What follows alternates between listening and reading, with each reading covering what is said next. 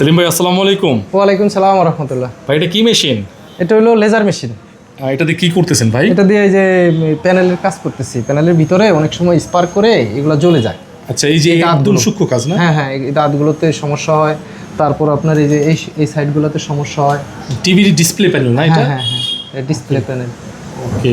প্যানেলের ভিতরে আমরা তো কয়েক হাজার গুণ লেন্স জুম করে দেখতে হয়। দেখা লাগে। হ্যাঁ, এটা তো চোখ, এটাই তো মনে হয় মেশিনটা না? হ্যাঁ হ্যাঁ, চোখে তো দেখা যায় না, এই যে ভিতরে দেখা যেতেছে। হ্যাঁ, মানে একদমই মাইক্রো থেকে মাইক্রো। হ্যাঁ। আচ্ছা, এই মেশিনটা দিয়ে মূলত আপনি কি সার্ভিস করেন? টিভির কোন অংশটা সার্ভিস করেন? এটা প্যানেলগুলো রিপেয়ার করা হয়। রিপেয়ার করা হয়। হ্যাঁ, প্যানেলের ধরেন গ্রিন লাইন চলে আসছে, তারপরে ভিতরে ব্লক হয়ে গেছে, এগুলো আমরা রিপেয়ার করে থাকি। এগুলো আপনি রিপেয়ার করে থাকেন। আচ্ছা দর্শক, আপনার টিভি যেটা আপনার 43 হোক, 55 হোক, 50 হোক, 32 হোক, যেটাই হোক, আপনার মাদারবোর্ড, তারপর হচ্ছে পাওয়ার বক্স এবং হচ্ছে হলো এই ডিসপ্লে প্যানেলটা, এগুলো সম্পূর্ণ কিন্তু সার্ভিসিং করা হয় নিউ ঢাকা ইলেকট্রনিক্সে।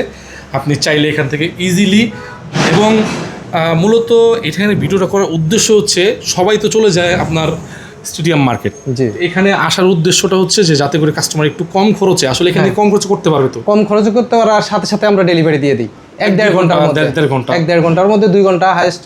আর যদি সময় লাগে ওটা বলে দেই ভাই, আপনি একদিন পরে আসেন, যেটা বেশি ক্রিটিক্যাল সমস্যা। আরেকটা জিনিস